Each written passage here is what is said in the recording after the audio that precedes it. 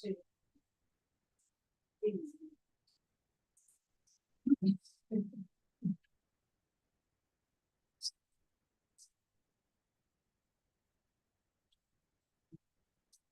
I've disappeared.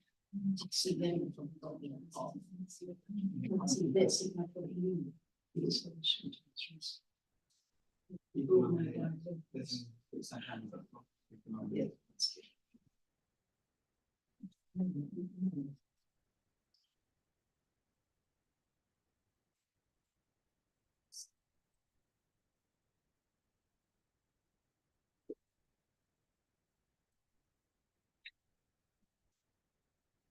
Let's go. Thank you very much, Lawrence. Well, welcome everyone to our SACRE meeting. Thank you very much for those who have managed to make it to the school. A special thanks to those who made it for our 4:15 tour. Di did a splendid job and took us around and showed us something of the school as it is, including a bit of the school as it was as well. So that was just as interesting. Thank you very much, Di, for hosting this meeting. I can't say that I can see people very well on the screen, Lawrence. I'm just a bit anxious in case there might be colleagues who have their hand up wanting to contribute. Noel's got their hand up. David's got his camera on. Councillor Singh's got his camera off. Okay. Well, I don't know if anybody's sight is better than mine, but I'll give you a shout. if you can see We'll shout. anybody who is waiting to I've speak, done do case. I'll give a shout. thank you. Thank you. I don't want to keep cracking on and ignoring people who want to contribute. Okay, well, welcome everyone, and especially to newcomers. I'd like to give a special welcome to Reverend Matthew Scott from Desborough Green Baptist Church, to Shanaz Din, who has done a quick change round and is representing Key Stage 2 instead of Claire Roberts, to Margaret, who is here in the flesh. We saw Margaret online at the last meeting. Helen we've met before, but we haven't met Rachel. Rachel Belmont from Eton Pawnee First School. So, But representing the Church of England, not here as a teacher. representing the Church of England, but nevertheless foot soldier in the classroom, which is great, absolutely wonderful. So if we could just whiz round and say who we are very briefly. I think you all know me. You've got quite a history with the Royal Borough, and was for many years vice chair at SACRE when Mike was chair. I'm representing one of the three church roles. Tom. I'm the head of RE at Churchmead School. Matthew, I'm minister at Desborough Green Baptist Church in Windsor, representing Baptist Green churches.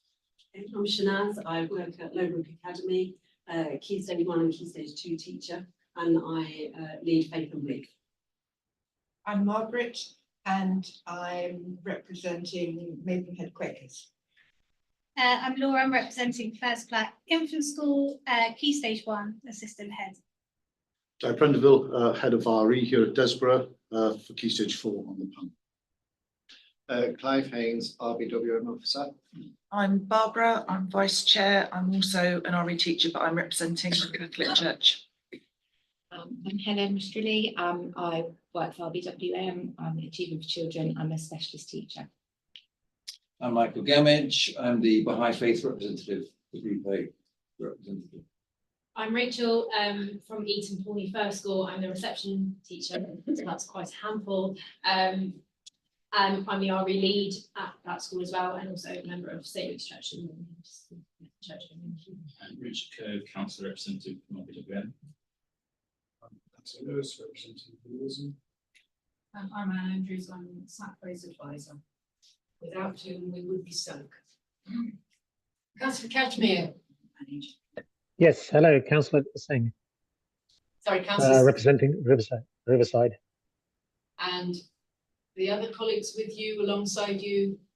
I'm Reverend David Saunders, Ascot Heath Church, representing Church of England. Although this is my last meeting because I'm about to move to Truro Diocese. So apologies I can't be with you, but I damaged my back over the weekend. Oh, well, we hope you get your back sorted out. We're finding out a replacement for you is going to be a little bit harder, I think. You certainly like to keep us challenged, don't you, David? Absolutely. Seriously, if I don't say it again, I would like to say thank you for everything you contributed during your time on this SACRE. And we wish you all the very best for whatever you get up to in Truro. So. I'll find out soon. Likewise, back to you. Thank you. If you know anybody who may make a good replacement for you on SACRE, if you could email me and let me know, that would be really helpful. Yes, I'm waiting for the new tranche of curates that are about to come through, and I'm waiting to see if any of those may be suitable. So yeah, I will let you know shortly. Perfect. Thank you very much. Really helpful. Thank you. Okay, welcome's over. Over to you, Di, if you'd like to tell us something about RE at Desborough. Okay, cool. So I've made a few notes here, that's why I'm looking at my phone. So the historical context is, for some reason, some time ago, Desborough stopped doing RE, not under the previous head, believe the head before that. So there hasn't been RE taught at Desborough for some considerable time. And then the previous head brought me in to establish a department. So I've been teaching RE here now teaching here for 2 years, halfway through my second year of teaching RE here. The intake is obviously a boys' school, a mixed school in terms of financially, in terms of being very multicultural, because we're so close to the station from quite a range of different areas. And it struck me on the previous side how much the boys were missing out on what RE can do for them. So my values are to be inclusive. So regardless of what you believe, I'm interested in what you've got to say. I'm passionate about them having their say. We're respectful with each other. We're honest about what we think. I'm fairly relentless in what I expect them to be able to achieve. I'm reflective in my practice. I relish the academic aspect of religious education, but also the personal level. So all students can definitely thrive, enjoy, and succeed in it. And I'm not afraid of saying, that's a great question, I don't know what the answer is. So great questions just from today are, we're doing Buddhism, last lesson just now, and do nuns also shave their head? Had to look it up. Do Buddhist novices shave when they first go to the monastery when they're 8?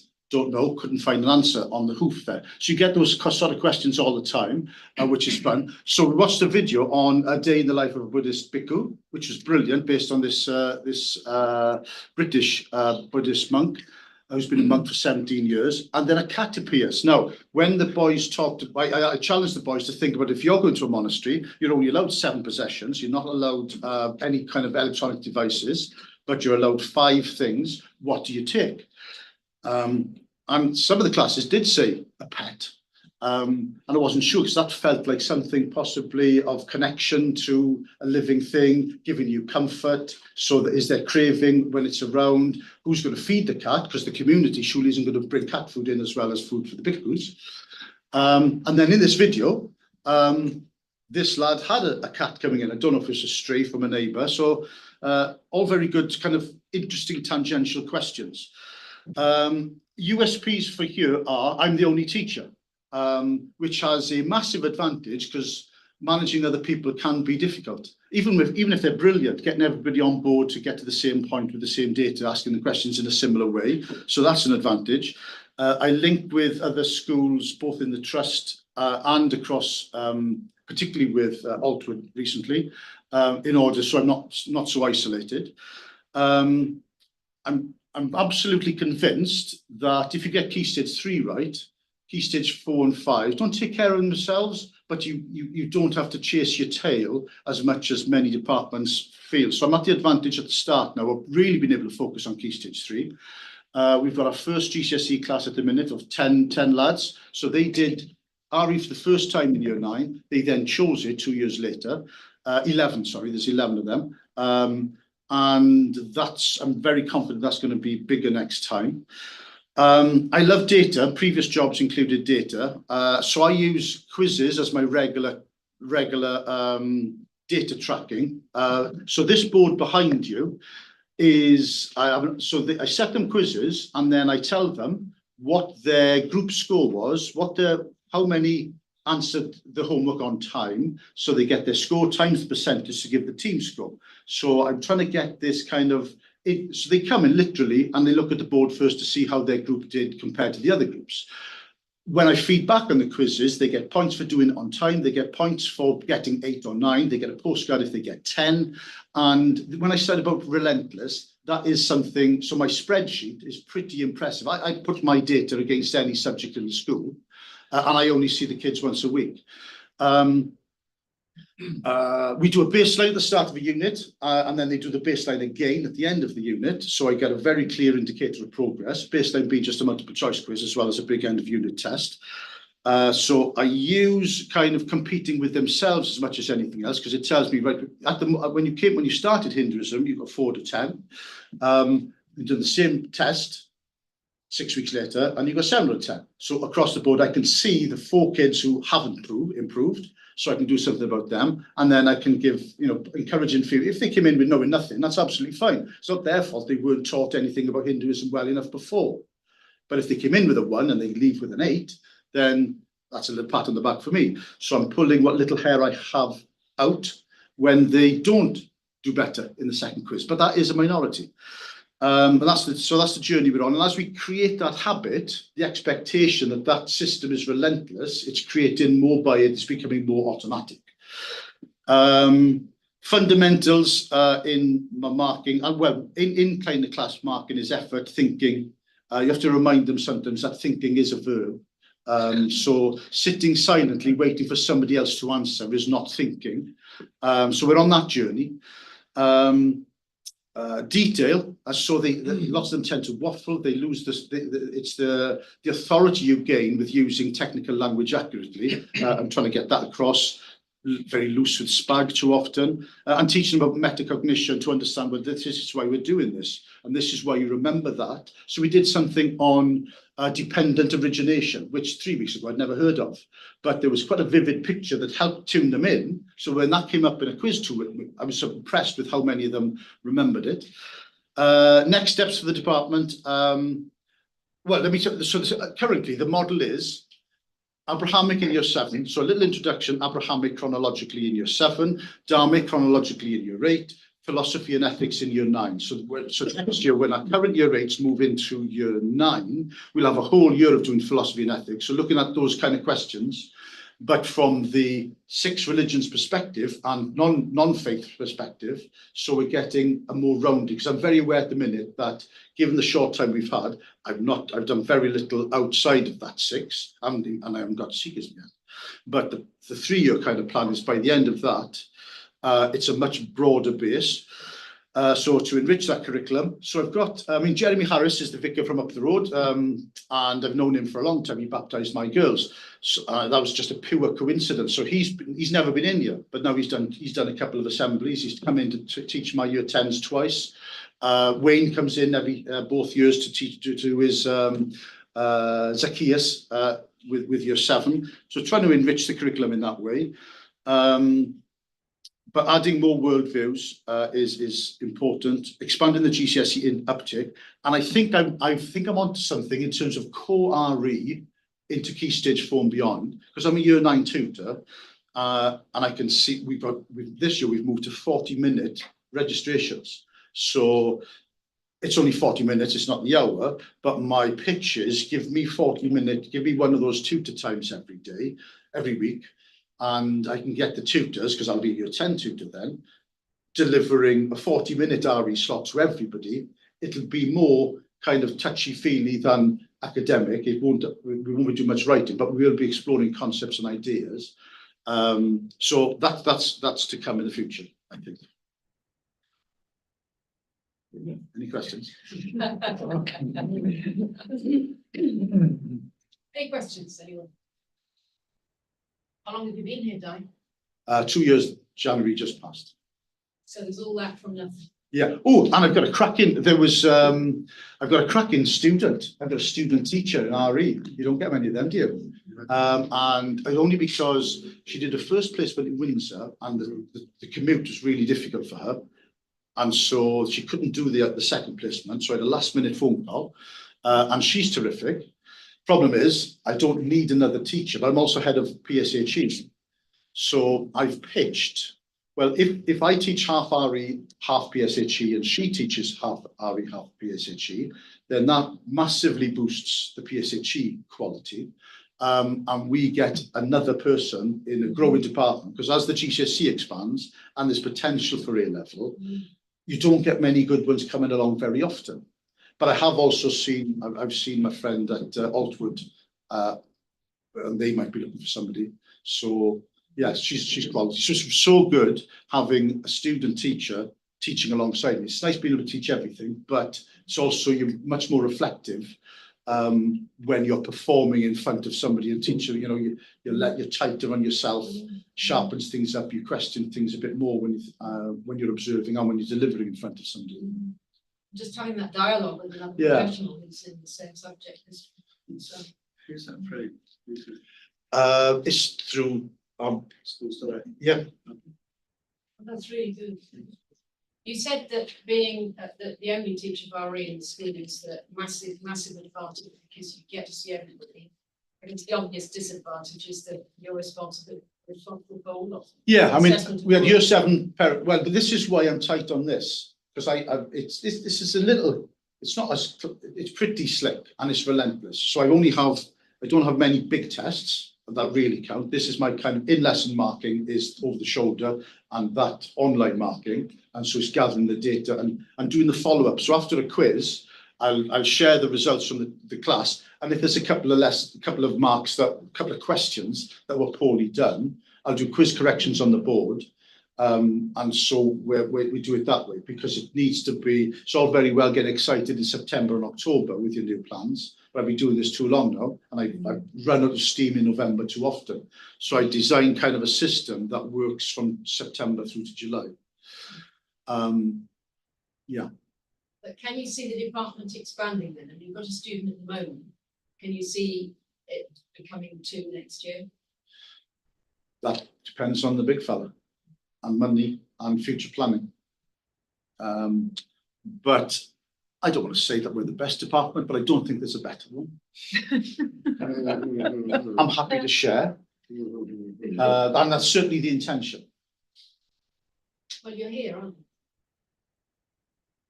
Speaks volumes. Any other questions?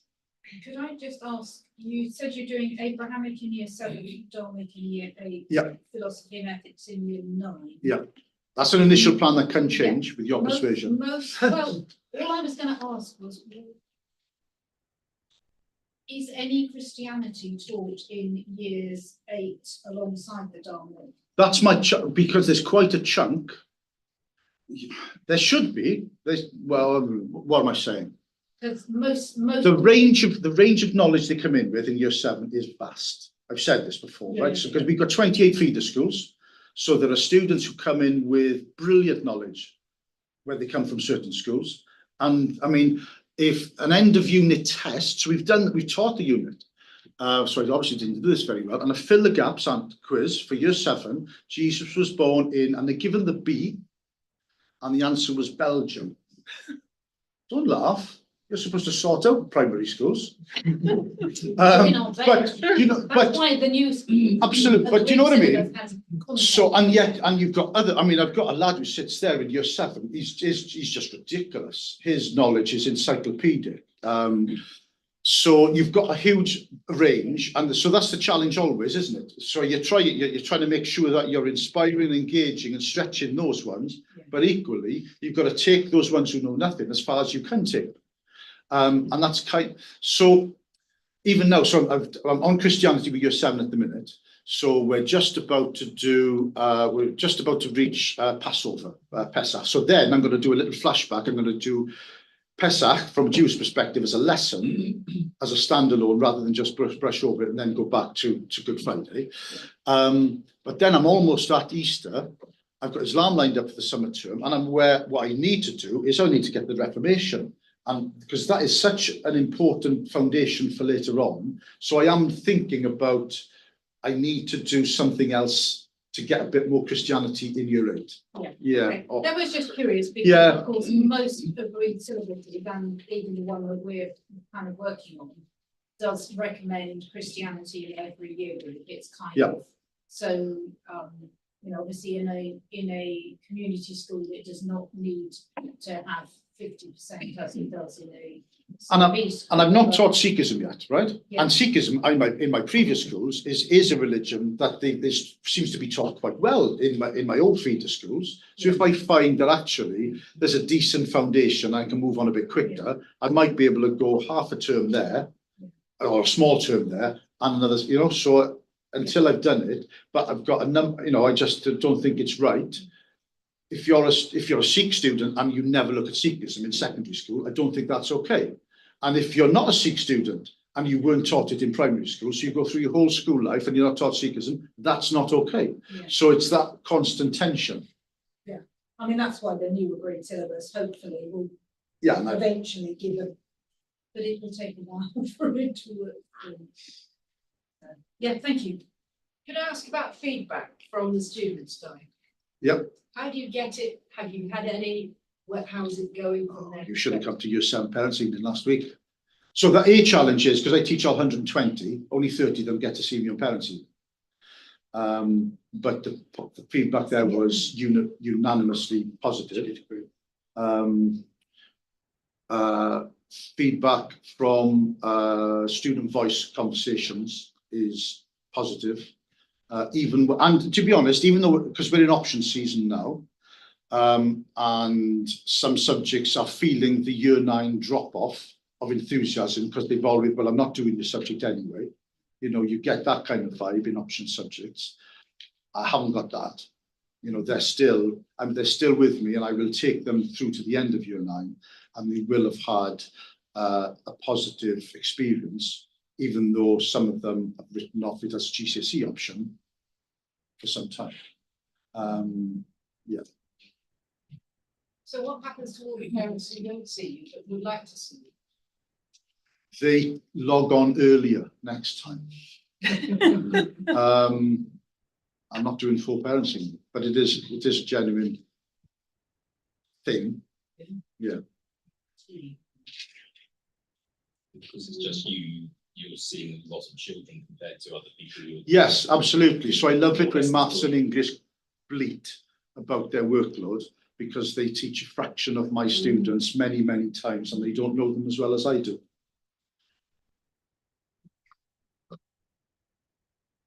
Was that too blunt? Any other questions? You've got your GCSE exam results.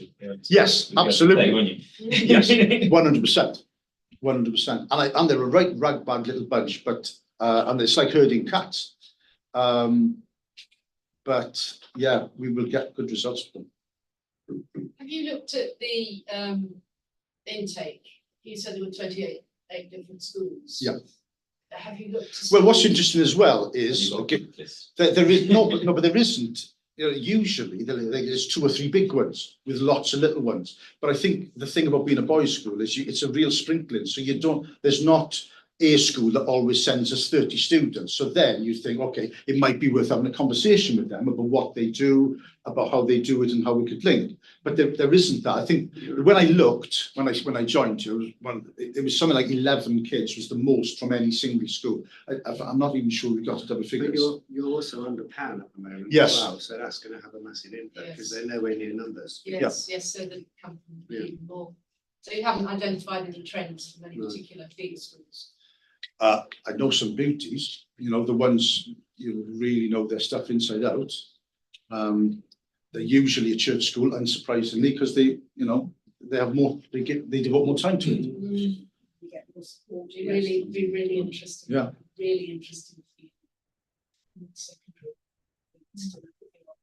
Intake, particularly when you get to GCSE. Any other questions, comments, observations from anyone? Thank you very much indeed, Di. That was refreshingly different. And I'm sure you're. Well, I know how much the boys enjoy the lessons. It's, you know, just sat at the back of your classroom when you've been doing. Certainly when you did the lifter session, and they were all very engaged, and I'm sure it's just great for this school. It's such an enthusiast has come to the staff and is leading on this subject that needs it so desperately. So thank you. Okay, Lawrence, may I ask you to move to item 3 and give us the apologies for those who aren't here, please. Andy Shaz, so apologies for absence, apologies received from Councillor Douglas, Ida Gangotra, Bishop Davis and Chris Said because they're unwell, unfortunately. Ravinder Singh, Karen Waller, and Suzanne Howe. Okay, quite a few, yes. Can I check, have we heard from SACRE? No. Okay, thank you. No. And it's keeping a record of attendance. I know you do it, but I keep my own because it makes writing the annual report a lot bigger. Well, it's there, isn't it? And because we do have policy, although we don't always abide by it slavishly with regard to absence. We should abide by it a little more than we do, but thank you for that, Lawrence. Thank you. Moving on to the minutes. Before I say anything else, can I just apologise for the length of these minutes? I've never before been involved in producing such lengthy minutes and don't quite know how it happened. The first reason I guess is that actually what you've got here in the 2 hours between 5 and 7 are 2 meetings and a lot of talking, a lot of catching up. And when we came to agreement about the accuracy of the minutes, finally, Lawrence and myself, I thought, do I slice some of this out? Actually decided not to. The simple reason that we do have new colleagues around the table, and I thought it would be useful background for those people to know a bit more and have to read a bit more than to have shortcuts and therefore possibly lots of questions about summaries. But we will endeavour to make the minutes much shorter. So I'm going to do my best to shoot through the action points. So moving straight on to page 4 of the minutes. Laura, there's an action there which I'm sure I know you've taken to write articles for the newsletter. Yeah. On the mosque and the synagogue and the. It was the old one with Yes. the Baha'i Facebook. Yes, so they have gone out, yes. Yeah. Sorry, I can't remember what I wrote in January. It's a long time ago. Can I just ask, who gets the newsletter? It goes to all schools and it should go to SACRE members as well. I haven't seen it. Okay, I don't send it out to the SACRE members. When did it go out, Anne? Let's just remind ourselves. Second week of January, probably. Can't remember when you joined us, Margaret. I came to the November meeting. Ah, right, so should have had it. Should have had it. I'm afraid I don't know. Have other SACRE members received the newsletter? You have mine. Yes. Anthony, did you? If you could check that you got the one in January at some point, please. Perhaps we could. It's Elaine, isn't it, who sends it out? Well, Elaine sent it to the No, schools. we send it to the schools, it comes from Democratic But it would Services. come from Lawrence, one of those. I got the newsletter via But you school got it via school. on the 8th of January. And it's also on the website as well. Yeah, so 8th of January. That's when it went out, guys, on the 8th. That's when I got it through school. Yeah. anyway. Thank you, Rachel. Lawrence, could we just ask you to check, please, that it did go out to all SACRE members? And if it didn't, It can easily go out. yeah, just send it out again, certainly. So that Margaret, did you say, Anthony, you haven't had it? No, okay, so it needs to go out again, not to worry. There was an action for me searching for potential candidates, which I thought, actually, I'd got to the end of that little job, but it's not to be. I will remark on that more when we get to item 5 on the agenda. Lawrence and I were busy debating for so darn long after these minutes were being written up that I don't think the action points were circulated because they were more or less at the same time that we could send minutes out. The item underneath that, which refers to an email that a SACRE member had sent me in relation to an issue that she thought we might include in the SACRE development plan. I'm going to have to defer that issue to the June meeting because that SACRE member isn't able to be here this evening. She isn't well. Lawrence, you did recirculate the NASCA login details. Thank you very much to everybody. I don't know whether. Don't know if the new, because I sent it after, shortly after the last meeting, some Yeah. members might not have those details. If you could send them to the new colleagues. So those are the login details for the National Association of SACREs. It's a really useful website, isn't it? It's a much more useful website now than it was a year ago because we just redesigned it. All right. So now everything is in the right place. Yeah. So Search engine's still rubbish, so I apologize. well, it's a fount of lots of useful information from my perspective.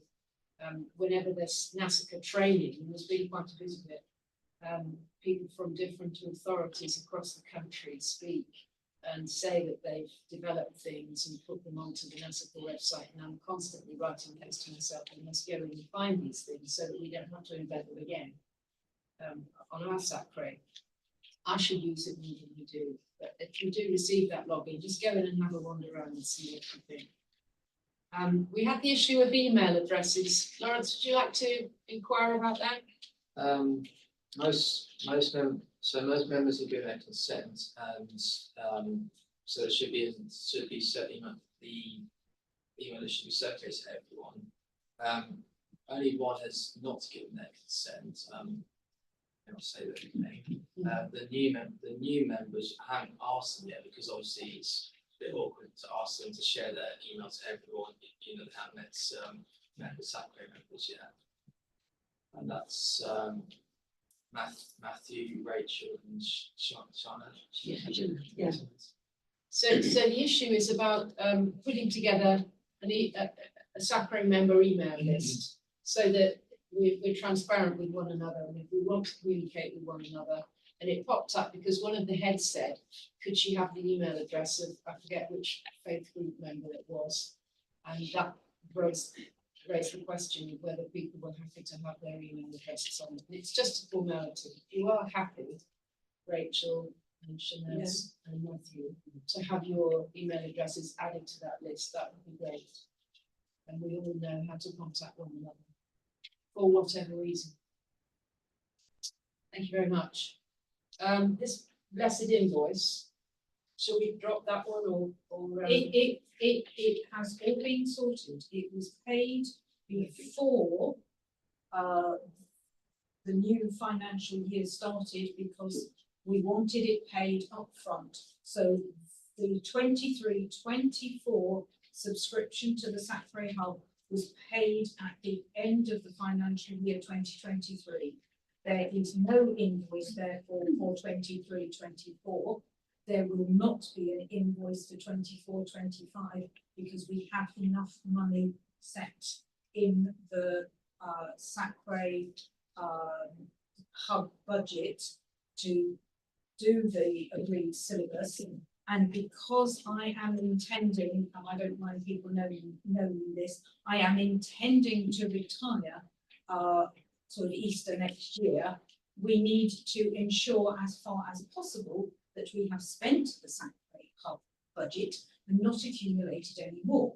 Because I can't guarantee that you will want to take whoever the diocese appoints to replace me as your next advisor. I mean, you might want to, but you might not. I can't tell you who it is because I don't know, because they haven't started that process yet. So that's one of the reasons why I don't wish to collect any more hub money. But we have got about £20,000 to cover the cost of the agreed syllabus review. And because we won't be undertaking any more projects other than the syllabus review as SACRE Hub, What I will, if there is money left at the end after the syllabus review, so roughly this time next year, what I will do is I will arrange for that money to be redistributed to the 6 Berkshire SACREs on an equal, everybody will get 1/6 of whatever's left, if there's anything that's not been spent. Does that seem fair? Yes, it does sound an awful lot of money, but actually, if you include the activity of teachers writing resource materials, supply cover to give those teachers the time they need to do that is going to cost. Yeah.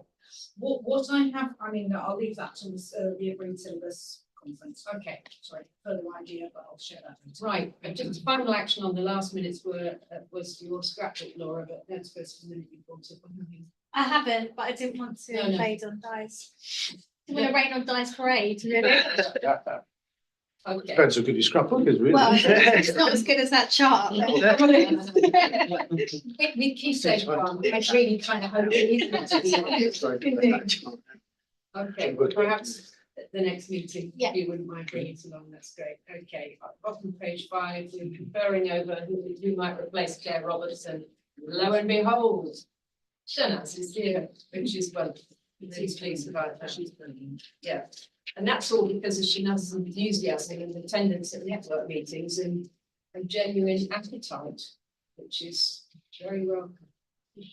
Bottom of page 7, Karen Waller, the head of Eton Whitseer First School, is going to probably be incorporating something about space makers at the presentation that she'll have a slot for, because the June meeting will be at Eton Wick. Karen's happy about that. And then we're over to page 8. This is too huge an issue to be debating at this point in time. The priority's got to be the syllabus, doing the syllabus, but at some point we do need to talk about increasing the budget, applying for an increase in the budget to enable the advisor to SACRE to make monitoring visits to borough schools alongside SACRE members. Now, it's probably not appropriate anyway, given what you just said, but at some point, we haven't got the pressing need to get on with the agreed syllabus, and we'd like to get back to that. Because when you hear people nationally talking about their SACREs and how they monitor schools, and I'll talk more about that later on, monitoring of RE and collective worship in schools, you do hear people speaking about being paid to do that, and that's what raises this whole issue. Some SACREs have their advisor for a day a week or half a day a week or something, whereas you officially have me for 5.5 days a year. Yeah. So it's no wonder that you're not going into schools regularly, taking us with you. There just isn't any time. And anyway, there isn't enough time in your working week. Okay, so the minutes, the development plan was approved. I'm at the top of page 10, and at the bottom of page 10, Ela did send us the link to the RE hubs. And that this is another thing that we need to discuss. Page 11 at the top there, developing formal procedures for schools to request faith group representatives to visit. Now, at the moment, it's ad hoc. I know that Mike has been approached by a number of different schools, and you've been in Mike, to do visits to talk about your faith, your Baha'i faith. Sure. I know that there are teachers sitting around these tables who really want members of faith communities to come into their schools, and they don't know how to get them, they don't know who they are. So until such time as we actually have a formal procedure, and I think I did say last time that we do need to do, these faith representatives do need to go through some form of training like you did, Anthony. Well, that's what the RE Hub offers, and it's free. Yeah. And So we really need to just the webpage or something, council website, that links to the RE Hubs. and has contact details. Yeah. And sure. Is that something we could look at? Yeah, it's a bit of signpost, and if you create it, you can put it up. Because my very simple vision was that, given the nature of this group, it's quite logical for these faith representatives to be the first port of call. Whether it's them themselves, or whether they then signpost to someone within their faith community who has had this training and is now in a position like Anthony to be going in and talking about their faith to anybody. We just need to formalise that. So I think probably I need to do some draft. It will also help when, has that been sent round emails of the, because I think members of SACRE, those of us who teach, can be able to email directly the Yeah. faith representatives as well. When we, I don't know if that's been sent round. It's yet. on with the agenda. It's on the agenda, okay, fine. Thank you. I'm sure it was. Whether- Yeah, whether it's it- not- it would- It's not on the agenda, but it came. But it came to the agenda. agenda. Yeah, it was so you do have a name and an email Yeah, address. that's very helpful. But from my point of view, I think it would be rigorous and professional for anybody in the faith community who wanted to go into schools to have some kind of training. How long did it take for training? 2 hours. Anthony's training is different because I think Anthony is trained by Humanists UK. All right. I did the Whereas RE you Hub did training. the It's RE Hub 2 hours training. online, one evening. Yeah, I did that as well. Yeah, yeah. And I know people who've done it in Bradley Forest and yeah. And the Faith and Belief Forum as well, they do training for that as well. Yeah. It's important to do the language and key stages. Yes. Since I was at school. Yes. That's the biggest thing I've got. They understand what the teachers are telling me. Yeah. There is a big need for it, and I think aside from Anne's network meeting, some schools are trying to get together in the borough to kind of generate a space for subject leaders to meet. And there was one last week in the RE one, lots of people, particularly people that haven't been in the post very long or are new to the area, don't have the contacts. So we're getting inconsistencies in different schools between some people that have been there a really long time and have got really good contacts to somebody who's new to the area and has no idea where to start. So to have something, SACRE should be the people to go to. And if you can make sure that those people contact Elaine so that she then has their email addresses, then Well, we Elaine did can that, send and I asked out. them to do that. Excellent, because then they get the RE newsletter, which gives Absolutely. them some of their contact details. And they have the new date for their next network meeting. Perfect, if you give me that sooner rather than later, although I can already say I've got no twilights left. this Okay. academic year. Yes, I've given talks on Quakers in schools, not here in South East London where I was living. In fact, I was at Saturday primary school on Friday, and it was gorgeous and it made me think on how much I miss teaching. I mean, I've never been trained to teach, to give talks about Quakers, but I mean, I was a teacher. I don't. I was further and higher education teacher. I mean, I don't know what the training is. It the training specifically for SACRE or The training would give you an accreditation, which would mean you would be eligible to have your contact details on the RE Hub's website. So anybody looking for a Quaker could find you, and therefore it wouldn't just be people you know, but you would be able to get the message out, and it's a way of just providing some accountability and a guarantee to schools that they're getting somebody who's been trained as opposed to somebody who's going to go in and do inappropriate. And I'm not saying that you would, but it kind of, it's like a kite mark basically, and it just gives some reassurance. I think the idea is that people redo that training every couple of years, and it will always be free, and it's just there to maintain that standard, and to also an opportunity for you to find out about developments in our RE world that might impact upon the sorts of things you might be asked to do in schools. For example, the new national content standard. which is why the content will handle, but there we go. Okay, and I don't think 2 hours online is hugely onerous for anyone really. Yeah, So I'd be happy to do that. I mean, it's just such a joy, those year 6 students last Friday, I'm still on a high from it. That's No, good. that's lovely, yeah. I'll give Sorry, this, yes, Matthew. Can I just ask how this would work with existing relationships with faith leaders?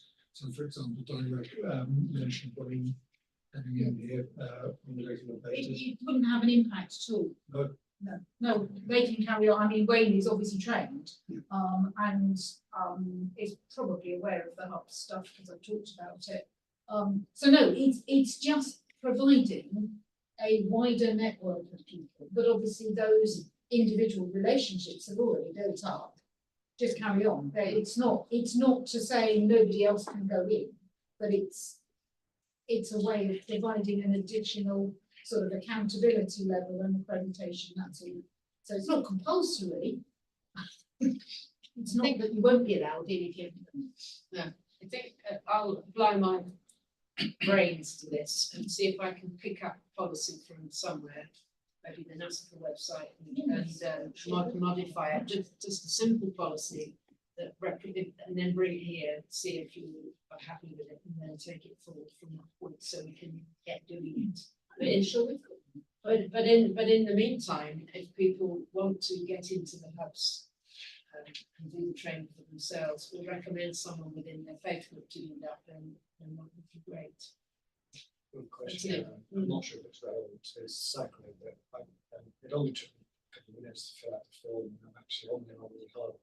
The question I've got now, obviously, the point of doing is that teachers are actually accessing the RE hubs, so do the teachers know about it? Well, it has been advertised in the RE newsletter and in the RE network, and will be advertised the next RE network and in the next RE newsletter. Yeah, it's just those people that don't attend that or don't read read their the newsletter. newsletter. It's tricky, isn't it? Yeah. I but, think it was also on the Strictly conference as well. There was something on it on the Strictly RE conference. I didn't attend that, but yeah.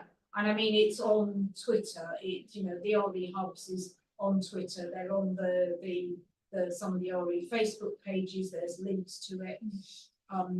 If you're looking for RE stuff, you will find it.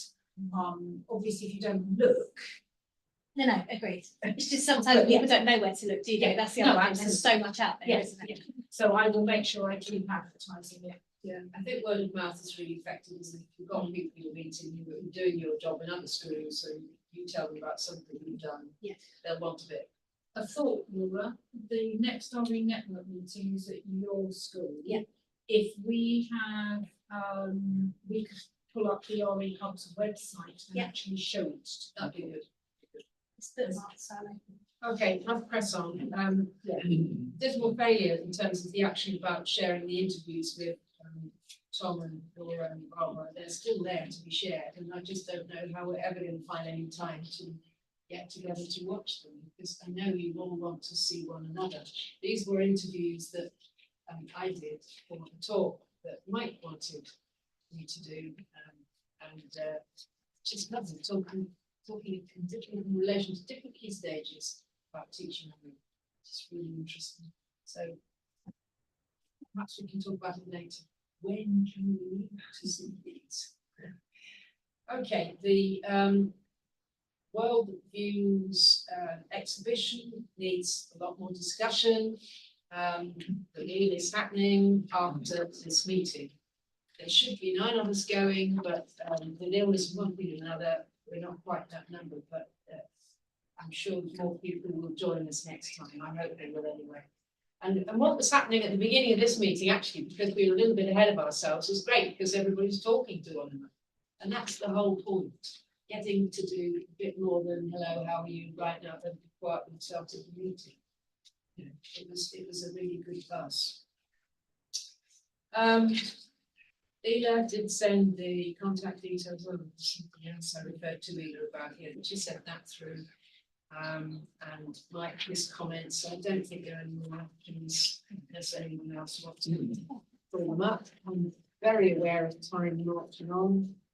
We're now into the membership update.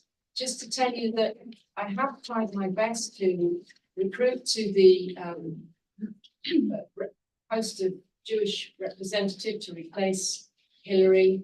And we did have someone recommended by Rabbi Romain, and it has taken her a couple of weeks to get back to me to say she just feels it's rather too much to do. So it's back to the drawing board on that front. I will persevere with that. But we've already referred to our new recruits, which is great to have Rachel, Key Stage 2, Matthew Baptist, and also Shanaz replacing Claire. David is just announced that he's leaving, so that's the next challenge to fill his role. And also I'll be stepping down because Helen's now here to do the SACRE representation for RBWM. Oh, right. So this will probably be my last meeting here. Well, I'm glad you came, Clive, because we really have appreciated all. I will still be. I'll still have a hotline. I'll corner him in the office if needed, if there's anything I can't answer. That's just what I like to hear. Just what I like to hear. No, seriously, you've been a great asset. Thank you for all the support. I'm just pleased that Helen can do it as well. So that's good. That's really lovely. Thank you very much. And the only other thing on the vacancy list, I understand that Suzanne Hull is stepping down from her role as head teacher at Oakfield First School in July, and so she will not be representing the academy. So I am a little challenged to find an academy head teacher, but we'll find a way. So onwards and upwards. Budget update. Anything from you, Clive, or from Helen, please? yeah, I'll do this one. So the budget to date, bearing in mind we're coming to the year end as well. We got more money because we were expecting that invoice, but as you've explained, we're not getting that. So the attendance at the conference at the AGM, we spent 240 on. Strictly RE, we spent 110 on. Annual subscription so far comes to 105. Obviously, our advisor services comes to the 2,200. And then we spent another 300 on bursaries, which you agreed £100 for everyone. So we've had three come in and paid, which is 300. So we paid for some other SACRE online training at 50, brings you a total of 3,005 spent to date. So that leaves us about £3 grand. Yeah. Yeah. Which you haven't got long to spend. No. So if there's any people, but there were a couple more bursaries that came in that we agreed. I haven't had the invoices yet, so need them this month. Do we But know I will which- chase those because I get the emails and I will Please chase do. those. So is this, are we saying effectively half the budget is available and we've got till the end of this month? Yeah, you got to the end of this. I could ask the diocese to, if we get that contract back signed, I could ask for that next year's invoice to be please. raised early Yes, to please. sort quite a large chunk of that out, which would then give a lot of money next year to work on the Development plan. development plan. That's the word. Thank you, Yes. Barbara. Because you're very, I would say, very unlikely to get an increase in budget currently. Yeah, So, no, that's fair enough. We appreciate that, Clive. You have to have a really good argument. We haven't got one. But the development plan's got such substantial issues that we're trying to tackle. telling you how I think Yeah, it's gonna yeah, happen. yeah. So No, it would be really good if we could pay for Anne's. I got the SLA the other day, so I'll sign it and Yeah, send it if you back. sign it and get that You back, mean I can get tomorrow, that Helen? invoice raised So ASAP. you can countersign it, 'cause it needs a witness. Yeah. And please note, it is just for the 1 year because of me planning to stay. I noticed that was going to be my That's- question, which is why I haven't signed it, but now you Right. said that. That I'm is fine. what, that's the only reason, but I've not changed the cost. No, I saw So that. the sort of 2-year discount has still been applied, even though it's only been 1 year, because otherwise that's not fair. But I don't want to commit you to somebody you don't want. When we get to the SACRE development plan, Laura's going to say something about the meeting the other night and about the head of steam that is hopefully beginning to build. And we've got Shanaz as well, Rachel, Rachel's an enthusiast. We have an initiative here that I really want to take off. And by take off, I mean get people in other schools. Likewise, Tom, you know, we can get you, can ever get you out of judgment and somewhere else. Just looking at the secondary version of the audit tool, the REQM criteria with anybody who is open to it. Maybe that's where some SACRE budget could be spent actually, is getting people like Laura, Rachel, and Shanaz out of school to. Well, I'm offering, you know, I'm offering. Yeah, absolutely. But I don't want, it's the difference between offering and putting pressure on me, and I don't have to do that. You're in a high pressure role, and all the teachers are, particularly as assistants. So, yeah, that's where I want to focus this money, to release people to do exciting things with other RE teachers. If you could join in, as well. Okay, thank you very much for that, Clive. I'm not going to dwell on the SIAMS reports because you've had them. You've had the opportunity to read them. The very first thing that jumped out at me was the fact that I couldn't find the judgment anywhere. So I wrote to Clive to say, what's the matter with me? What's the judgment on these reports? I just couldn't see. You know, and with you, because it wasn't on the front page. You know, this school is X. No. That's That has gone from SIAMS. Yeah. SIAMS now basically has 2 judgments. Yeah. Which are They're on the back of the framework. And they basically say the school is living up to its status as a church school, or while the school may have strengths, there are some areas that need to be addressed ASAP. And then there are several distinct areas. The wording is better defined, but it's basically, it's that. Is that met, not met? It is basically met, not met. Yeah. I mean, it was going to be the school is effective or the school is not being effective, but they decided to make the language of the second judgment more gentle. So, which, you know, I mean, given that the whole purpose of SIAMS now is to inspect in a Christ-like manner, saying you failed didn't really seem to fit the language. So that's gone. And people who had been talking about it as a pass failed. Well, it's across the country, a really small percentage so far have got the second judgment, but they're not being effective. Well, the whole one world judgment is red hot anyway. Yeah, because of Ruth's death. And although I was deeply frustrated not to be able to find a one world judgment, what's going on? Where are these schools? I do actually think it's a whole lot better because it softens the judgment and it makes it much more specific to certain areas rather than this one word that just can appear to damn a school. So I did welcome it really. And I sent you Braywood's SIAMS from November the 23rd. All of these 3 schools have met their, whatever it is they're supposed to do to them, living up to their foundation, yes, as church schools. And tomorrow morning, I'll be in Braywood with Susan, even though I had a conversation with her over the phone and said, you know, there's some brilliant bits in this, well done.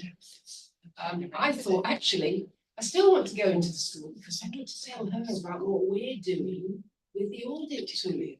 Because any self-respecting head will want to know how to improve even more than they are, you know, wherever they've got to, and analyse strengths and weaknesses. So Holy Trinity is the second one in December the 7th. That was inspected again. Actually, Holy Trinity is just amazing. Some phraseology, it's amazing. Okay, the curriculum is exciting, fun, and imaginative. The impact of collective worship on the school community. I can't wait to get started on something on collective worship. You've got a real appetite for that. The impact of collective worship on the school community is profound. That's astonishing. Never read anything special. And then that last bullet point, deep spirituality is a hallmark of the school. Wow. that's just, I mean, there are lots of wonderful things said in all of these SIAMS reports, but that one is astonishing, and I've yet to get hold of that. Every time I ring, nobody answers the phone. Probably with the children. I was but, in there 10 days ago. yeah. So, you know, all of these schools have got something to give us when it comes to knowing about effective RE and effective collective worship. And I think just have this appetite to go and find it, share it. And the third one was Knoll Hill. Again, met its foundation, some wonderful phrases in this one too. And next week, I'm going to see the head, who I don't know, Knoll Hill. He seems very jolly and positive and interested. And really, it's a PR opportunity for me to share what we as a SACRE have been doing, not just sitting back talking about schools when, you know, I ring them because I don't want them to think we're talking behind their backs. I want them to know we're talking about them in the nicest possible way, because we are, that's our mandate, to monitor RE and collective worship, but also to build some bridges and find out what's going on, so that there's something that I've got to share, you know, when I come out of that school, and if there's strength there to showcase that. And it was really on the strength of poor Laura being trapped with me in the chat room and one of the network meetings, and she's here, because I could just see this great enthusiasm coming from someone who I thought, really, that enthusiasm. Same with the oceaners. So now it's the same. So very good reports. Do read them, just to add to your overall knowledge of the borough and its schools. The development plan, you don't need me to drag through this. I have already done this little progress report. So you'll know that there are quite a few areas where we've made a start on things, but we haven't actually got very far with them, very good reasons. But there are a number of things that are green, and we certainly acknowledge that we need to improve our turnaround time for the minutes. So I'd just like to draw your attention to page 20, where we're talking about establishing this universal approach to the auditing and provision for RE through the use of the REQM criteria, our audit, our borough RE audit. Laura, would you just like to say something about that? Because that whole section is about trying to share with as many schools as possible how to do an audit in the way that you began to do one at FB. Yeah, so I think it's exciting. It's getting out there more now. Shanaz has been on it already, so we've worked quite closely together on that too. We've been talking about that at the RE network meeting as well, that Anne leads. So getting a lot of interest from it that way. But as I say, there are also other people that came to a separate network meeting. I think there needs to be a bit more of a joined up approach, but it's quite early on. But people that haven't attended the RE network meetings before, that Anne leads, that we were able to have a conversation about the RE audit tool, because that was a big gap that people were talking about. I think lots of the different subjects and the different schools were talking about assessment and monitoring, and obviously we've got a really good tool that we can share. So it generated some really good conversations, and I guess kind of raised to me, there were some interesting conversations about collective worship. Yes. Some of them worrying. So it just kind of highlights that I know that was kind of on the back burner a little while ago, and it will be good to look at that again, because I think having this audit tool in terms of kind of curriculum learning teaching is brilliant, but the collective worship one would be a good one as well. But there is definitely momentum. It's there, number 2. Yeah. It always was there. Yeah. And I just refer back to all the work that Barbara did to get that started. And we do need to pick that up, but we can't pick it up until we've got somebody who's got a bit of time to put into it.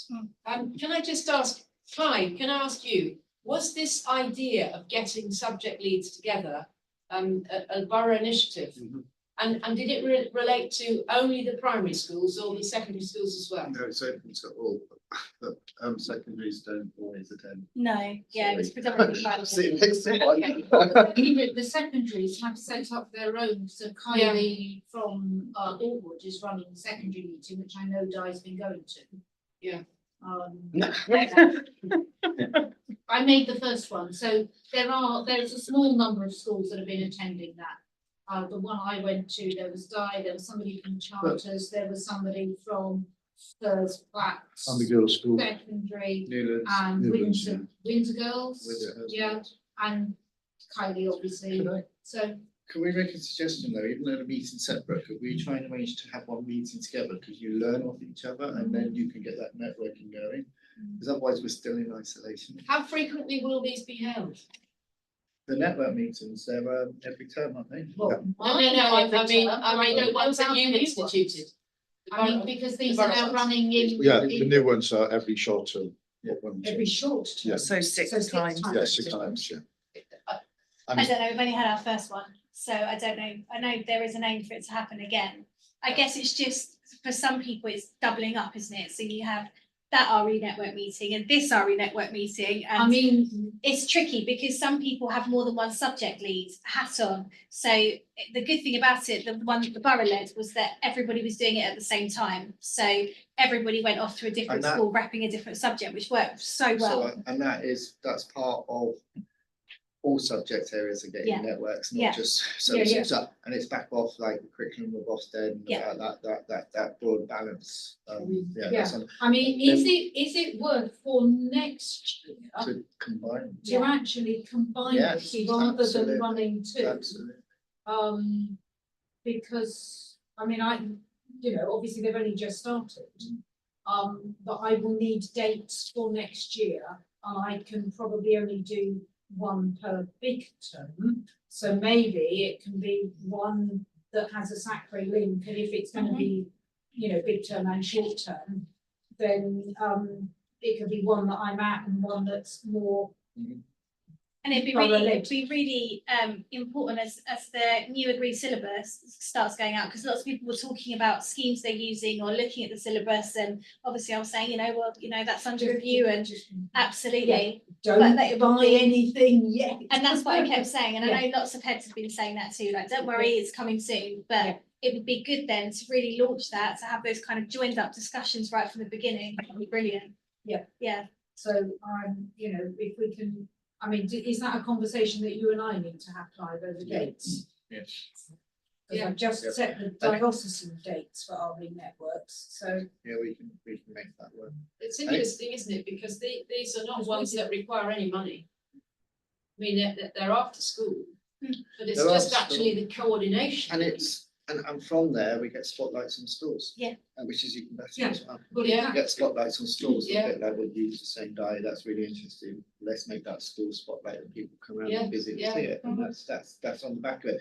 But all these things you learn, don't you? It's like the audit you talked about was born from safeguarding, if that makes sense. It You know what I mean? was, It's these things and that from REQN. Yeah, so it's all married together. Yeah. And it's really important that SACRE keeps very close communication with you and Borough. Hello. Yeah. I mean, I had no idea that they were starting up. The only reason I knew about the secondary ones is because Kylie, who's heading it up, is actually in a church school.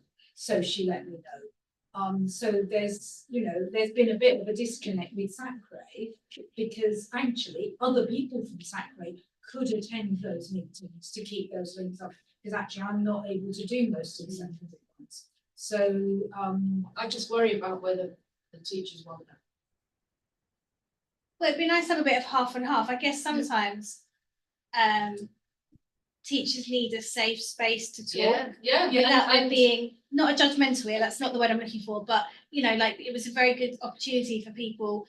For example, the conversations around collective worship, it was a safe space to have those conversations and then to learn from other people without feeling that was going beyond that space. So I think it's like managing when you can have that safe space and when you actually need a really good time to have somebody else come in and guide you.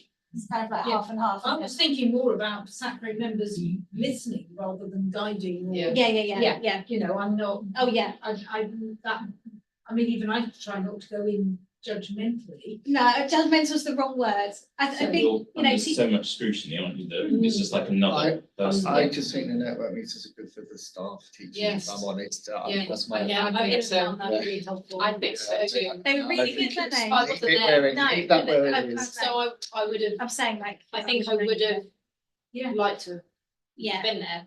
So maybe you two can talk at some other time about what went on and what was said. Were you at it, Sinead? No, I didn't get an invite to it either. That's what we were talking about earlier. Maybe I don't mind my email being passed on. Are you an academy? Yeah. That's all right, fine. You're welcome. Yeah, so I mean, you know, it is about making those links, isn't it? But more importantly, actually, as a SACRE member, it was interesting to look at how work is shared. There's lots about floor books at the moment. Floor books is a real big thing. So to see what work looks like would be really interesting for SACRE members because you're getting a really good snapshot. I think we need to be mindful that there need to be times when Mhm. teachers have no one I agree. except themselves. Yeah. Because No, then they agreed. really open up. Absolutely. And then times when it would be okay to have somebody coming to observe, knowing that what they're doing is actually known.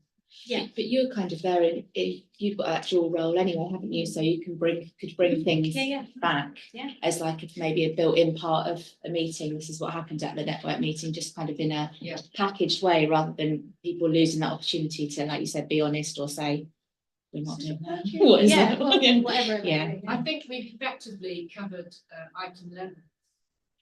Unless Di, you wanted to say anything about did you get to the last second? I did, it was only last week, only to add that Amanda from Trevelyan joined us for the first time. Good. So that was good. It was just the four of us. But yeah, I mean, Kylie's terrific. Yes. Loads of energy. She really goes away and takes what we feed in and gives a useful package back. And my student teacher sat in it as well. And yeah, so it's a good forum. That's good. That's great. Did you want to say anything about the network meetings? Well, the primary network meeting that I held online for the borough was well attended, and we were looking at talking about assessment and syllabus and actually assessing the curriculum rather than assessing the pupils. And it seemed to be a very positive meeting. So. And you had more, didn't you? Yes, yeah, it was quite well attended, yes. Okay, so we can tick off 11. And just go back to item 9. Feedback from teachers, school visits relating to RE worship. I've talked about where I'm going. It's all future tense and visits to 3 schools. Has anybody been into school who isn't a teacher to visit or any? Oh, right. This is the case. You're always talking about going to other people's schools. I'm going to, oh, well, I'm sure that's going to change. I think in primary school. Likewise, yeah. Yeah, but not. I'm sure when we get our policy drawn up, it'll be borough schools that will be calling on you. We've been in loads, haven't we? Yeah. That would be really good. Mike, you haven't been into any more since? Not in the borough. Oh, so tempting, so tempting. Okay, thank you. Item 10, training attended and future training.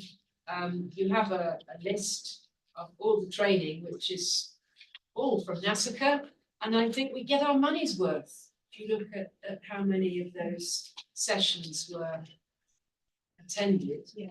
We also need to decide as part of that who we would like as a rep to go to conference in New York on Monday the 20th of May. And I believe, Karen, that RBWM was going to nominate me for re-election to the SACRE exec. Yes. Because I'm up for re-election. Yes. All of that paperwork is on the conference page on the SACRE website. So Well, you need to remind me then to do. yeah, and it will come out in minutes, won't it? Oh, Yeah, yeah. so yeah. So how many places have we got for Well, the? as many, it's maximum of 2 per SACRE And you'll be And- there anyway. Well, no, I mean, I might be, I mean, I will be there. It just depends whether I get paid to go by NASCA.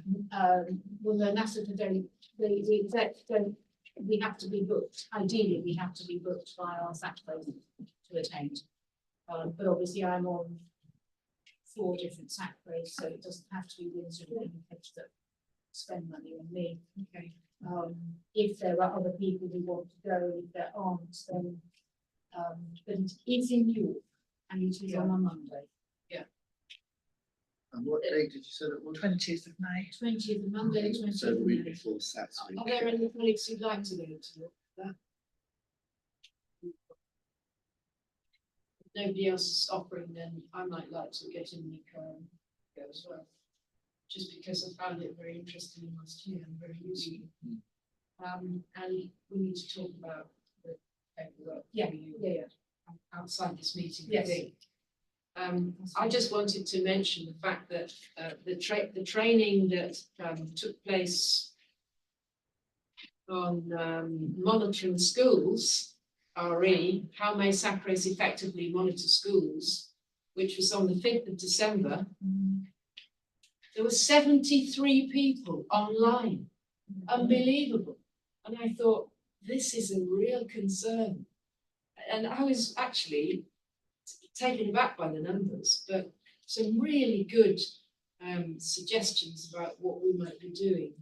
And the overriding first principle, for which I'd wholeheartedly sign, is that schools should be partners and not feel that SACRE is doing anything to them or at them.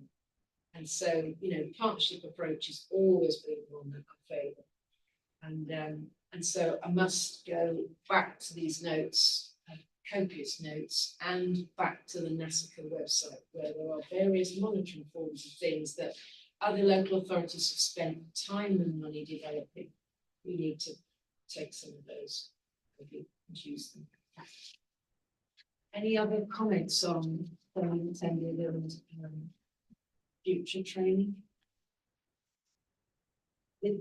Barbara, did you get to the dealing with the leads and practices about loss? I did. What's interesting is I think because I'm not joining them under my name, it's through work, so I'm not coming up as being there, but I am there. So yes, I did. Do you also want to know other courses that we've been on, like Strictly? Right, So I was on yes, Strictly yes. RE again this year, which I think we funded some people for, and slightly different, but it's still a teacher conference. There was one on Saturday up in London, which is the Association of Teachers of Catholic RE, but we had, it was looking at Catholic social teaching in particular, but it was all about, you know, working with charities and the good of society and that kind of thing. And we had some good speakers there as well. Thank you. If anybody would like to write anything about Strictly or anything for the next newsletter, which will be coming out just after Easter, articles quickly received. Thank you. Mike, did you get on the beliefs and practices? I didn't, About loss? the recent one, Mm. last week. No, I missed that. Well, I got the link to it. Yeah, I likewise, and something came up and to attend to. Okay. I think we've probably got to any other business. And there was one item that came up, and that was to do with GCSE and A-level data, which thanks to Clive we've got, which is now validated. But I knew there would be time for us to look at it sensibly. So we're going to try and look at it probably next meeting. So perhaps we can have that circulated, that data, and take a look at it at the June meeting. Are there any other items under any other business? I'm aware I've overrun by 20 minutes, but that's not surprising. And I think the conversation we've had has been helpful and important. So thank you all for your contributions. We now move to the second part of the meeting, the agreed syllabus conference. And just for those colleagues who are new to SACRE, this is where we all remain the same, with the meeting changes. It changes from being a straightforward SACRE meeting with general business related to RE and collective action, and it focuses itself on the business of the new agreed syllabus for RE. So welcomes and apologies and all of that having been done already.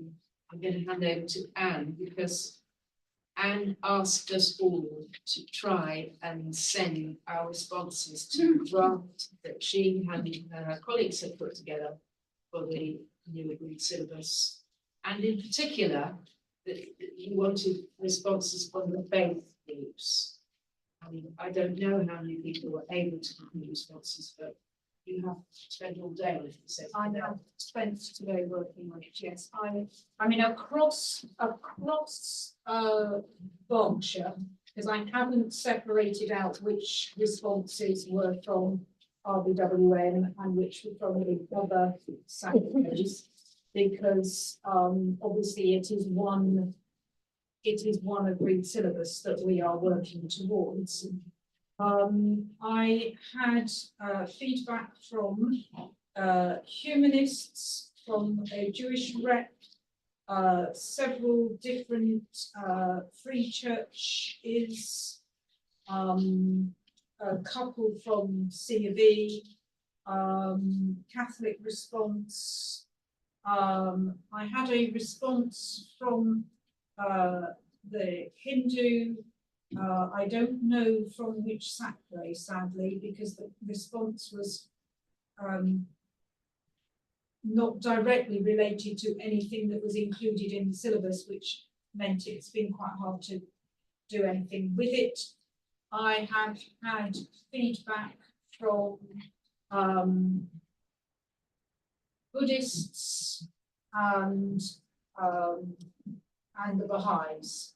So what I have done, much of that feedback was helpful. Much of it actually said how people liked what was coming together so far on the syllabus. So I'm afraid I was only able to work on it this afternoon. So none of you will have seen the changes that I have put in. They are small. For example, somebody commented that we hadn't included narrative stories in the EYFS Christianity, so I've added that, and that we'd missed out the Jewish festivals. That wasn't a deliberate sort of leaving out the Jewish festivals, it was just failure to put them in. So I have taken on board many of the much of the information that came. The content provided by the humanists I have put into the syllabus. I have just changed the language a bit so it matched with the other syllabus areas. So I've removed the sense that we do this and we do that. So it is now third person humanists believe, humanists say, but the wording remains largely the same. We've had a discussion about, and this I think could be a useful discussion now. In the current proposal, we have Judaism in Key Stage 1 and Islam in Lower Key Stage 2, with the suggestion that people can revisit Judaism and or Islam in Upper Key Stage 2. 2 or 3 people have suggested that maybe we switch Judaism from Key Stage 1 to Lower Key Stage 2 and put Islam into Key Stage 1 instead, so that we keep the alteration between Abrahamic and Dharmic as a sort of, principle, but that we put Judaism into Lower Key Stage 2 and Islam into Key Stage 1. Now, sadly, our Muslim rep isn't here, nor is our Jewish rep. So what's the general feeling around the table? It wouldn't require a major rewrite at this stage. It would be a quick switch. Barbara, what do you think? I would keep Judaism first, given that that's where the others have come from. The other Abrahamic religions have come from, so that they get, albeit a very basic understanding, and then, as you say, it's revisited later on. Really, Barbara, because also when you get to key stage 3, and Di said before, you do Abrahamic in key stage 3, Di, and that's the same as what we do. And so if they're doing in lower key, they're doing Judaism in lower key stage 2, then they'll be coming to key stage 3 and doing Judaism. Obviously, there's a continuation of different concepts, but it's quite close. That's the only thing. So I actually agree with that, Barbara. Yeah. Except in the proposal for the current the revision of the agreed syllabus, we don't have Judaism in key stage 3. Key stage 3 has Buddhism, humanism, and Islam, which is pretty much what the current agreed syllabus has at key stage 3. The current agreed syllabus does not have Judaism at key stage 3.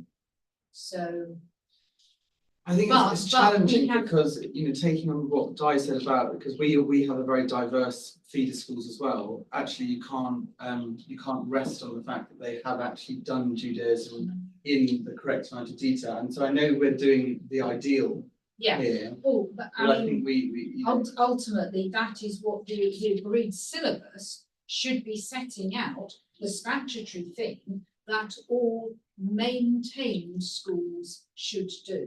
Now, obviously, there is an issue in that the agreed syllabus does not have to be used by voluntary aided primary schools or academies. So, all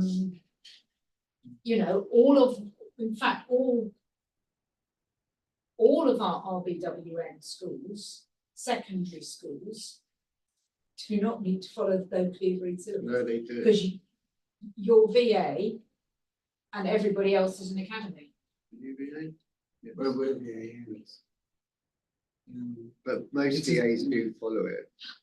Most VAs. do follow it, but they legally don't have to. That's the issue, and that is true actually of academies as well. Many of them do follow it, but they don't legally have to, and this is why. So yeah, I mean, what does anybody else think? I mean, Shanaz, you are a Muslim and you teach in Key Stage 2. Do you have an opinion about? I think it's actually what we do at the moment works really well. Which is, I think, Islam, is it in lower key stage, yeah. Okay.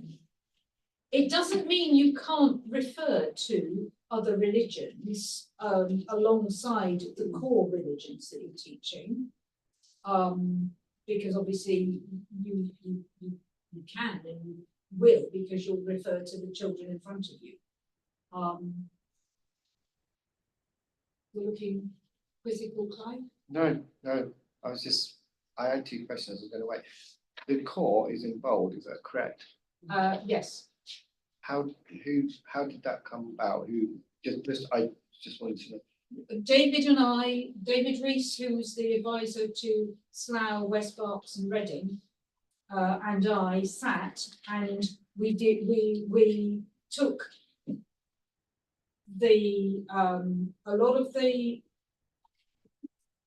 conversations that had happened within the faith groups over the course of the previous year, and some of the feedback that we've been getting, and obviously it's not set in stone, it's suggested core moment.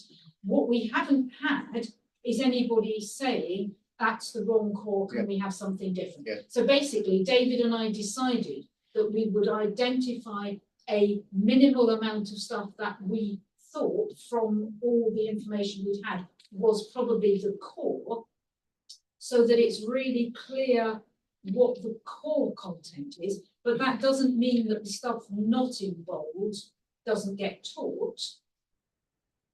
And again, that can be open for discussion.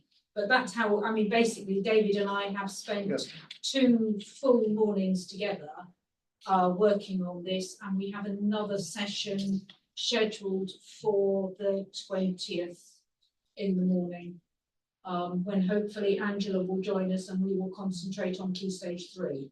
The reason Key Stage 3 does not yet have core is because it took us 2 full mornings to work through editing, changing, adapting, identifying the content to go with Key Stage 1 and Key Stage 2. So the next process is Key Stage 3, for which we really need Angela, because she and David are both secondary experts. I'm not.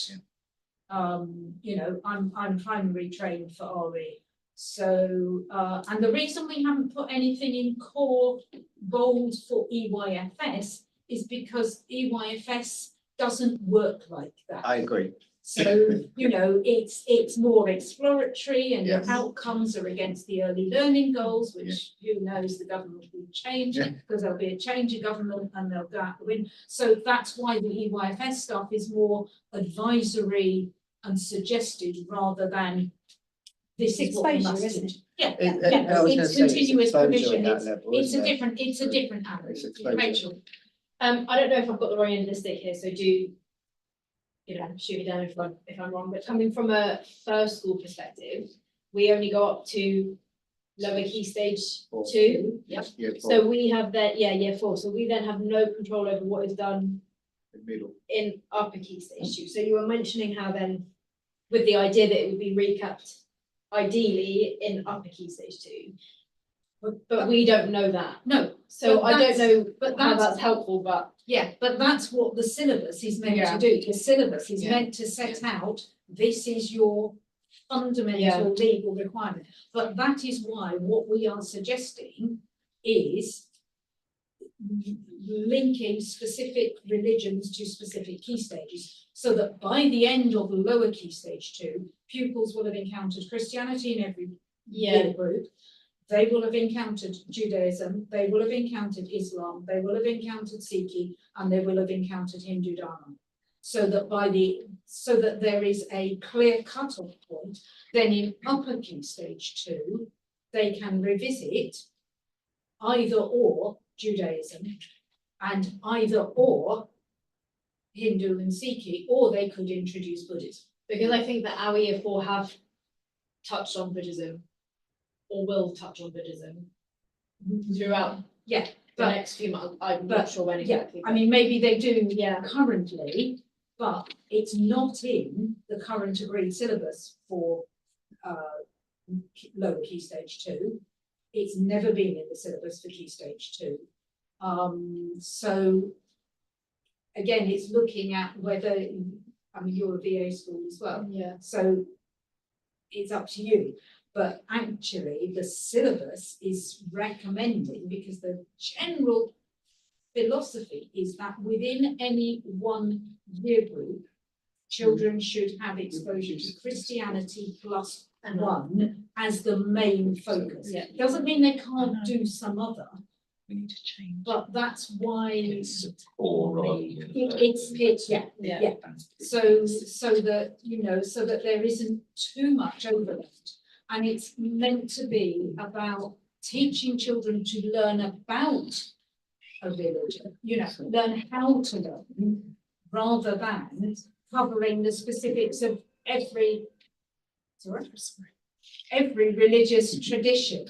Because ultimately, you can't, I mean, Michael would love us to be doing Baha'i. Yes. You know, if we had a Zoroastrian on SACRE, they'd want Zoroastrian, you know, with the pagan and but you can't fit it all So in. based on the discussion you have and based on the fact that it's academies VA, we're actually looking at this for RBWM, and I bet it's the same for Bracknell and everything else. 40% of our schools have to follow it, that's all. Yeah. Do we not change it to be, I mean, an agreed syllabus, doesn't it? Can we change it to be like this is what's a better title? An agreed, this is not an agreed, it's our recommendation of, an RE syllabus. Legally, we have to produce an agreed syllabus. We have to produce an agreed syllabus, but not call it an agreed syllabus. I think by calling it that. No, I think legally we have to call it an agreed syllabus. I think. I don't. I would. I mean, I'd like to. find out. I'll find that out because I'd like to, because I think that could be Every talking how you're syllabus I've talking. seen says Makes it, locally agreed syllabus on it. it makes it a shame that this document wouldn't give that to bio. Because at the moment it's 40% of our schools that have to do it. Yeah. And I would like to. I'm happy to do that because I think.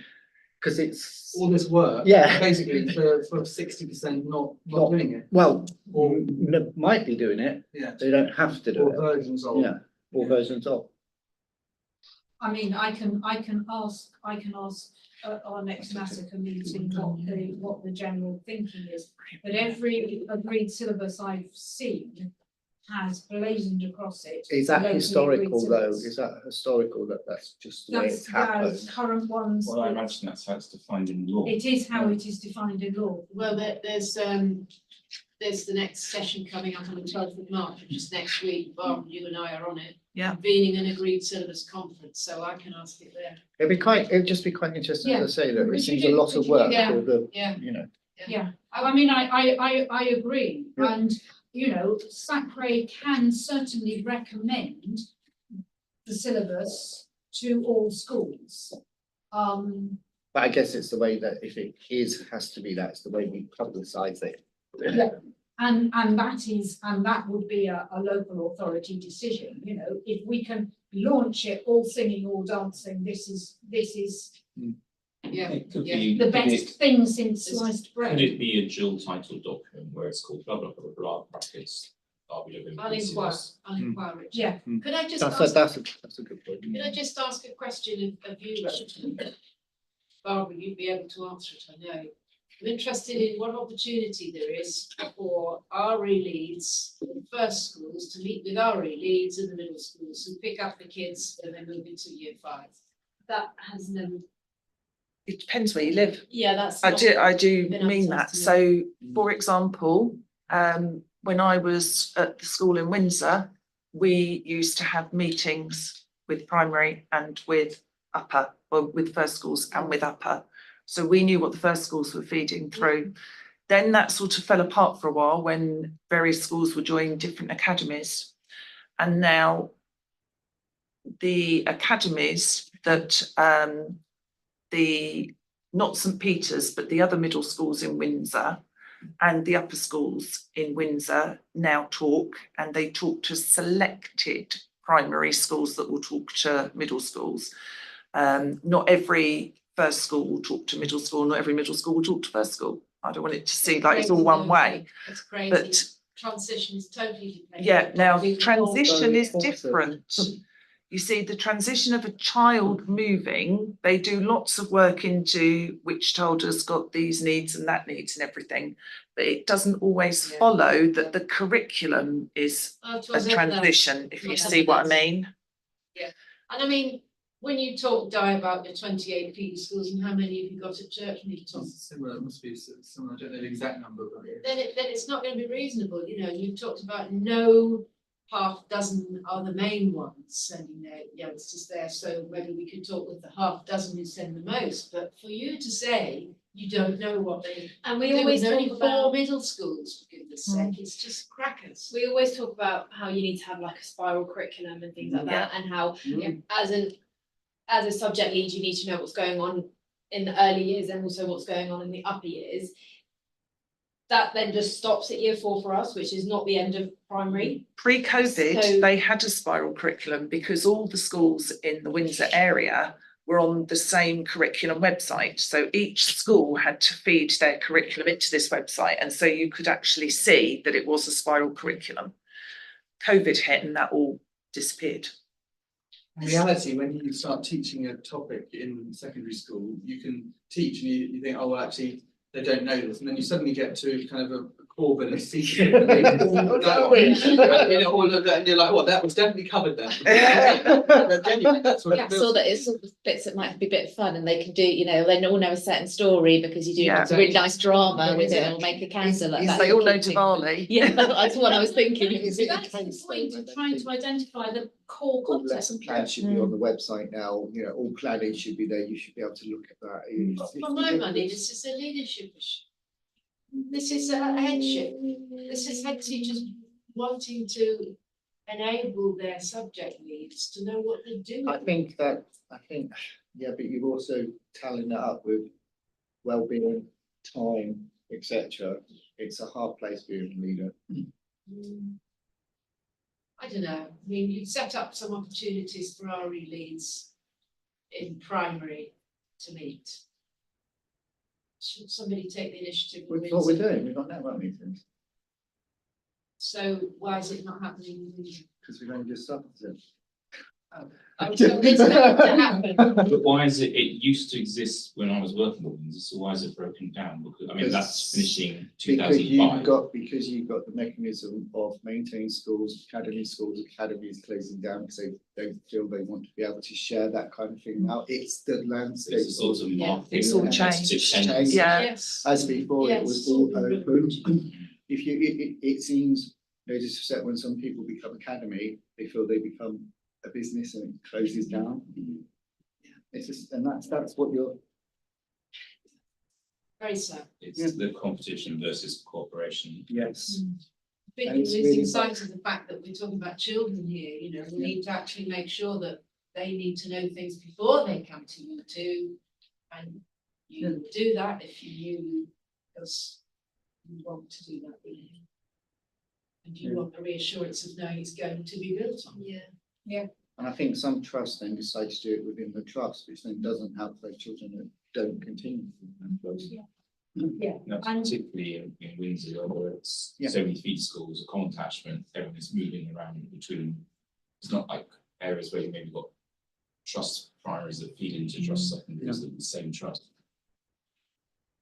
And that is the challenge Yeah. of the agreed syllabus. So what I will suggest is, although I sent my latest version to the hub earlier today, I'm going to suggest that I will not send, that we don't send this out to everybody until David and Angela and I have met on the 20th. Because then we will hopefully do some work on the Key Stage 3 and send a new version out at that point, post the 20th, for further feedback. I mean, obviously, the other challenge we have is that we are working across the 6 SACREs. So if 3 SACREs want Islam in Key Stage 1 and 3 want it in Lower Key Stage 2, I don't know how we decide. What I am wondering is whether we say to all through primaries that providing by the end of year 6, they have covered those religions using these topics, they could choose what order they do it in the all through primaries, and that the cut-off points are very specifically aimed at the infant schools so that they know what they're doing, so that there is then progression to the junior schools in those areas where there's infants and juniors, and likewise with the first. I think we were saying it's a very small number of schools, and then we're introducing added complexity. If we introduce more flexibility, I'd say we should be in the other way. Okay. Because otherwise you've got, you know, a dozen schools and 20 ways of doing it. I think thinking about it, what's been said about having Judaism first, it seems to make sense because it will make teaching Christianity so much easier if you can go backwards and forwards because Jesus was a Jew. And, you know, how you understand Christianity and teach Christianity without referring to his Jewish identity, I think will be quite difficult. I mean, it just adds the context, so I think they should feed off each other, and then that's a really solid foundation then to go into Islam. I suspect that is why in the vast majority of syllabuses, Judaism is in Key Stage 1. I suspect. I can't guarantee that. Any other comments on that? I think that's the main big question. We have also got these generic units, but David, Angela and I will work on what we think by that and see what people come up with. Well, I would like to thank you and David for all the time you put in on this, because it seems to me that by comparison with previous years when we've paid megabucks for charismatic people to lead this whole syllabus review process, we've got a far more authentic, low-key, practical outcome here. Yeah. That's less contentious, a whole lot cheaper, and actually closer to the ground, which I think is preferable. One further thing that I am thinking, I know I said to Laura I haven't got any twilights left. The reason I haven't got any after school slots left next term is I have identified 6 twilight sessions for Pan-Berkshire so that I can work with a group of teachers. So hopefully having an EYFS Key Stage 1 session, or 2 EYFS Key Stage 1 sessions where teachers work on this and we finalise the content using teachers who teach in that. Then do the same for Key Stage 2, and then do the same for Key Stage 3, so that 6 twilights. And this is where quite a bit of the money is going to go from the hub. David, and I'm hoping, maybe optimistic of me, that David and Angela might do something similar with Key Stage 4 and 5. I need to talk to them about whether they have time to do that. But that's where I would like to take the next step, because I don't want this to just be David and I telling teachers what they're going to do, but actually to get that feedback. But I think, although the idea of paying teachers to come out of school is a great idea, I sense that during the summer term there is often a huge reluctance to release anybody from teaching time, because you've got SATs, because you've got GCSEs, because you've got other stuff, because you've got exams, because you've got transition, that actually using some twilight slots would be better. But I think we would probably need to offer some although I anticipate them being online, because that's the only way we can work cross Berkshire, I think. You don't want people driving all over the place. It's not economically viable or environmentally friendly. I think there should still be some remuneration offered to those teachers who are prepared to come along, because they might get some homework to go and do. So yeah, I mean, that's what I'm going to put to the hub, which has its next meeting on the 18th of March. So that's where we're at. Does that seem as though that meets with approval? Yep. Do we have a date that we're aiming for? Final production date. Well, in my head, I'm hoping that we might have something that we can show, at least in draft, to schools by September. That's in my head. Okay. We can then work on what it looks like, because I think, Laura, you made some comments on how it was set out. it's not going to be set out like this in the final document. Yeah, no, This is the as I working said, document. I was brain dumping. Yeah, that's fine, but this is not, I do not anticipate that it will look like this when we send it out. I think we need to have it a bit prettier. So it will be teacher resources developed over the summer term somehow. Well, what I want the teachers to do is to work on the content. I think resourcing, teacher resources will be an ongoing project. Yes.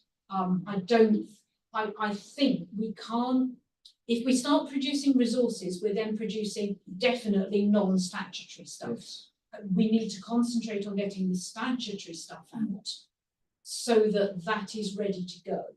And then next year, once we've got an agreement as to what the content is and it's all going through the process and we're ready to launch, we can then have groups of teachers working however to produce some resourcing.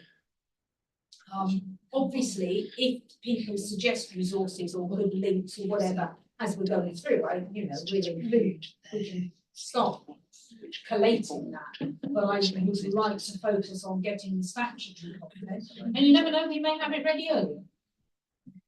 Good.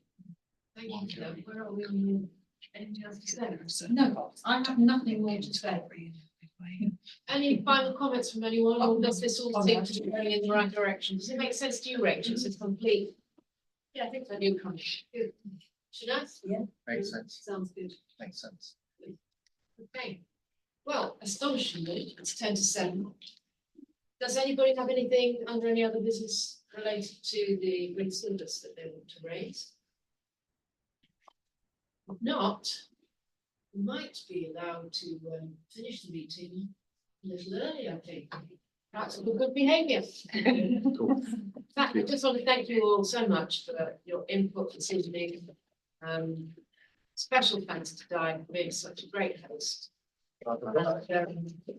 Yeah, that's giving you right.